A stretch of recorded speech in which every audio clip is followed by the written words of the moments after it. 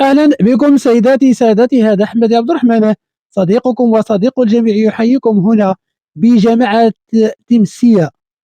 بعد ما تكلمنا مرارا وتكرارا في السابق على ضعف الإنارة العمومية بشارع رئيسي هنا بمدينة تمسية، اليوم كنوجه الشكر الجزيل للسيد رئيس جامعة تمسية وأعضاء وكذلك النواب بهذه الجامعة.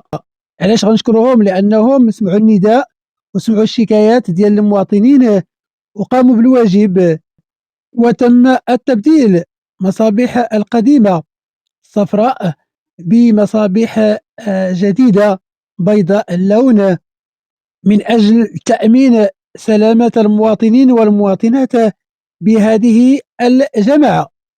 سكان هذه المنطقة إذن استبشروا خيرا بهذه المناسبة، وأدلوا لنا بمجموعة من التصريحات، ووجهوا من خلال هذه التصريحات شكرهم لكل من ساهم في هذه المبادرة.